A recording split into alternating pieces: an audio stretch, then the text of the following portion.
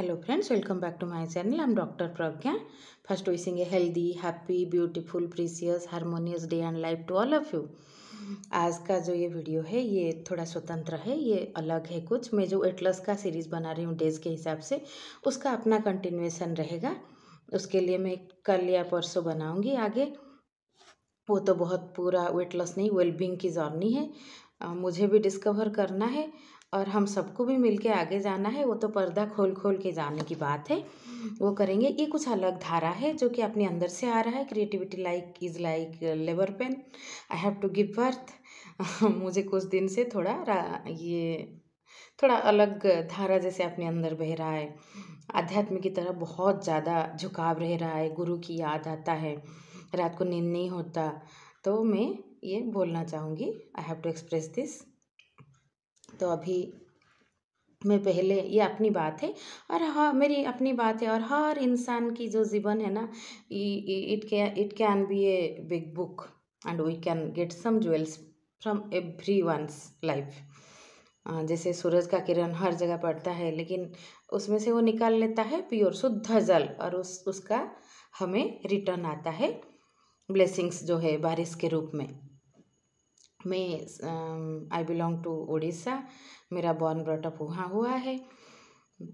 पूर्वी भारत की एक छोटा सा राज्य समुंदर के किनारे, जहाँ पे जगन्नाथ आराध्य है। वो पूरा राज्य वही चलाते हैं, बाकी जो है वो तो उनकी आदत से चलता है। मैं वहाँ पे पली बड़ी हूँ, तो मेरा प्रोनाउंसिएशन थोड़ा ईस्टर्न इंडिया का इफ़ेक्ट रहेगा। मेरी बेटी हमेशा भूलती रहती है, वो तो अभी DPS में पढ़ती है, तो वो बोलती है हमको कि हमारा प्रोनाउंसिएशन ठीक नहीं है। मैंने कहा ये ठीक नहीं है, नहीं, ये अपनी आंचलिक प्रभाव थोड़ा रहेगा। ठीक, लैंग्वेज में भाव मुख्य रहता है, तो आप समझिएगा। मैं पहले गुरु पद रज करके एक वीडियो बनाई थी, वो टाइम समय निकाल के आप देखिए। और समय तो निकालने की बात होता है ना, जहाँ पे हमें प्रेम रहता है हम किसी भी तरह अपना समय निकाल लेते हैं। नहीं तो टाइम होता है, नहीं होता है, ऐसा कुछ नहीं होता है। ये ह्यूमन साइकोलॉजी की बहुत बड़ी बात है, ये हम सबको पता है। It is all about priority, all about importance, it is not about at all time. आज का ये छोटा सा वीडियो गुरु कृपा के ऊपर है। गुरु कृपा केवलम, गुरु कृपा के बदले मुकम करोति वाचलम पंगुम लंघयते गिरि जत कृपा तमहम वंदे परमानंद माधवम। जो माधव है वो गुरु के रूप में ही मर्त्य मंडल में आता है। हमने माधव को देखा है क्या? हमने राघव को देखा है क्या? हमने देखा है क्या शिव को कि कैसा है? हम बस जो आज्यूम करते हैं। तो उसका जो स्वरूप है गुरु, जो हाथ पकड़ के ले जाते हैं, जैसे माँ बाप शरीर देते हैं, ये जो हमारा जो शरीर, हमारा बॉर्न ब्रॉटअप, ये सब माँ बाप की कृपा है, माँ बाप की प्यार है। वैसे हमारा जो रीबर्थ, जो री इनकारनेशन इसी बर्थ में होता है, वो गुरु के ऊपर है कि कोई इंसान का शरीर कैसा है। हम विज्ञान में जेनेटिक्स वो देखते हैं कि माँ बाप से कैसे मिला है। वैसे किसी का आध्यात्म जर्नी कैसा है, किसी के अंदर स्पिरिचुअलिटी का धारा कैसा है, ये अगर आपको जानना है तो उसका वो किस सरोवर में वो कमल खिला है वो देखना पड़ेगा कि किस गुरु का जो आशीष का हाथ लगा है इसके सर के ऊपर। तो मेरे आद्य गुरु रहे हैं मुरारी बापू, जिनकी आंख मेरे लिए कंपैशन का सिनोनिम है। और मैं आपको पहले भी बोली थी, अभी भी बोल देती हूँ, वो किसी को शिष्य नहीं मानते। उनकी मर्यादा हानि ना हो, तो ये बात मैं जब उनका नाम लेती हूँ सम्मान के साथ मैं ये बोल देती हूँ। वो सबको अपना श्रोता, अपना फूल मानते हैं, तो मैं उनका एक छोटा सा फूल हूँ, लेकिन मैं अपने दिल से गुरु मानती हूँ। ये मेरी अधिकार में आता है, मेरा दिल तो मेरा अधिकार में आएगा ना। Rajneesh Osho, never born never died only visited in this earth in between. उन्होंने जीवन का मिस्ट्री खोला। जीवन उनकी वजह से ही बदौलत ही मेरे अंदर जो करेज, जो बोल्डनेस की जो धारा है ना, वो वही खोले हैं। अपनी छोटी सी जिंदगी का जो अनुभव है, अनुभव तो हर वक्त जीवन में मैजिक होता है। Life is all about magical. तो ये दोनों गुरु मुझे मिले थे। मैं उनको कहीं ना कहीं ढूंढी थी, मुझे वो एस्पिरेशन था, तो मुझे मिले। तो इनके वजह से जीवन में नए नए फूल खिले।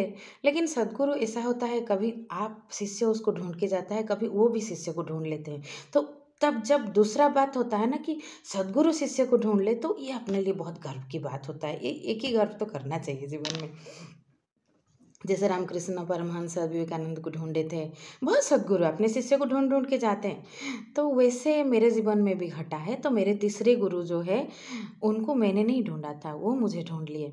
मैं उनके बारे में बोलने से पहले बागेश्वर बालाजी सरकार के बारे में बोलना चाहूँगी, जो कि देश में जो सांप्रतिक जो चल रहा है क्या है, उसमें हमें जुड़े रहना चाहिए। तो अभी उनको सारे देश में सभी लोग जानते हैं। कि मैंने जब पहले उनके बारे में सुनी, मैं तो ऐसे न्यूज़ देखती नहीं ज़्यादा, मैं ज़्यादा जो मेरी रुचि का जो विषय है वही देखती हूँ, सुनती हूँ। तो फिर मैं वो देखा नहीं था कभी। मैं ऐसे बहुत सारे लोगों से सोसाइटी में सुने कि बहुत प्रसिद्ध एक बाबा है अभी बागेश्वर बालाजी, वो तो छा गए हैं टीवी में, इस तरह का सुना मैंने। तो फिर मुझे क्यूरियोसिटी हुआ, तो मैं अगर किसी संत के बारे में जानना चाहूँगी तो मैं क्या देखूँगी, मतलब मेरी अपनी समझ में इतनी तो समझता है ना। तो मैंने यूट्यूब में टाइप किया, who is the Guru of Balkeshwar Balaji सरकार धीरेन्द्र शास्त्री। तो अचानक से आया जो क्लिप छोटा सा कि जगत गुरु रामभद्राचार्य। फिर मैंने सर झुका लिया कि ये तो रिश्ते में अपने गुरु भाई हैं। तो जगत गुरु आप और सब लोग बोल रहे थे ना कि बागेश्वर बालाजी ऐसे देख के बोल देते हैं, चेहरा देख के बता देते हैं भविष्य, जादूगर है या क्या है। तो आप उनके मूल देखो ना, आपको पता है वो किसके शिष्य है, जगत गुरु रामभद्राचार्य। और मेरे जीवन में व्यक्तिगत आध्यात्म उपलब्धि का जो धारा, जो प्रैक्टिकल धारा खुला, वो उनकी वजह से 2016 मई में मैं चित्रकूट गई थी मुरारी बापू की कथा सुनने, मानस भरत कथा था। तो तब आज थोड़ा ज़्यादा लंबा जाएगा वीडियो, थोड़ा बड़ा हो सकता है, आप थोड़ा समय निकाल के देखिए, कुछ काम करते करते साइड में लगा दीजिए। ये तो कम्युनिकेशन है, तरंग की बात है, एक दूसरे के जुड़ने की बात है। तो गई थी, तो मुझे खाली जगत गुरु के बारे में थोड़ा सा पता था कि ब्लाइंड सेंट है और वर्ल्ड का सबसे बड़ा जो विकलांग महाविद्यालय उनकी देन है, और बहुत बड़े संत है, इतना पता था, बाकी कुछ नहीं है। चित्रकूट में वो रहते हैं, इतना मेरे ध्यान नहीं था मुझे, मैंने विकिपीडिया में बस पढ़ा होगा उनके बारे में। तो फिर मैं श्रीधर आश्रम करके एक आश्रम है, उधर रुकी थी, घूमते घूमते चली गई। काज भवन करके एक मंदिर देखा कि अरे बहुत अच्छा मंदिर है। फिर मुझे ध्यान में आया, कल एक धीवर भाई ने रामघाट में बताया था कि दीदी ये गंगा थ्रू चलोगे काच भवन, वहाँ पे रामभद्राचार्य जी का मंदिर है, बहुत अच्छा है।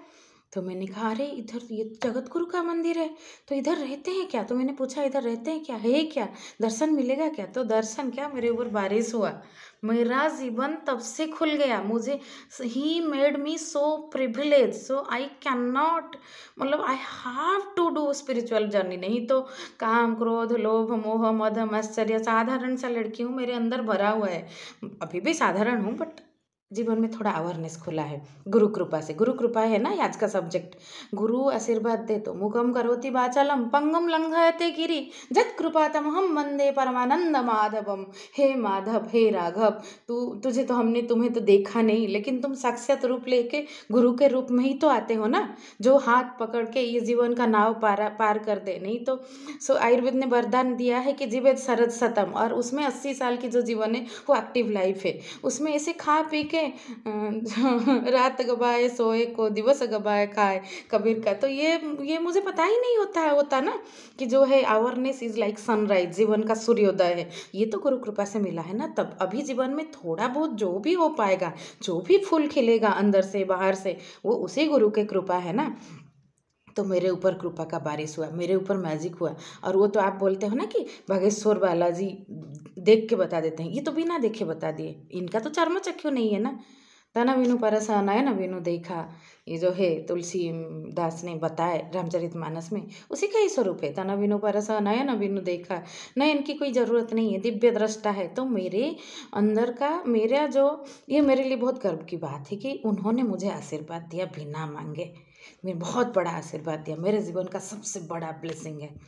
और मैं तभी से मेरा थोड़ा अंदर से बदलाव भी चालू हुआ। मेरा जीवन का जो शुरुआत हुआ, उससे पहले मुझे गुरु थे, बापू थे, रजनीश ओशो थे, मुझे अच्छे लगते थे, मैं सुनती थी उनका, लेकिन मुझे उसका जो एहसास अवेयरनेस का जो पेड़ बीज में जो ग्रोथ आने लगा, वो रामभद्राचार्य जी जगत गुरु की कृपा है। वो ये कृपा है। मैं ऐसे उनको ज़्यादा सुनती भी नहीं, सुनने की ज़रूरत नहीं, मेरे लिए उनकी प्रेजेंस, उनकी एहसास ही बहुत है। वो अंदर समाये हुए हैं। तो मैं मैं अभी क्या बोलूँ। और बागेश्वर बालाजी सरकार जो धीरेन्द्र शास्त्री, ये रिश्ते में मेरे गुरु भाई लगेंगे। तो अभी तो बागेश्वर धाम जाना पड़ेगा। और जिस सरोवर का कमल है वो, वहाँ पे गलत हो ही नहीं सकता। उपाय तो सबके अलग अलग रहते हैं। कबीर के अलग थे, नानक के अलग थे, जेसस के अलग थे, अरविंद घोष के अलग थे, रामकृष्ण परमहंस के अलग थे। वैसे उनके उपाय है, लोगों को जैसे समझ आए, लोग जैसे एक्सेप्टेंस ले सके, ग्रहण करके अपने जीवन को थोड़ा उच्च स्तर का बना सके, वो उपाय अलग रहेगा। लेकिन अंदर धारा क्या है? प्रेम और करुणा की धारा है कि जगत कल्याण हो, लोगों के मंगल हो। ये तो उससे अलग कुछ हो ही नहीं सकता, क्योंकि वो जिस सरोवर के फूल है, वो सरोवर को मैं जानती हूँ। मैं उनको नहीं जानती पर्सनली, लेकिन वो सरोवर को मैं जानती हूँ। मैं भी उसी सरोवर का कमल हूँ।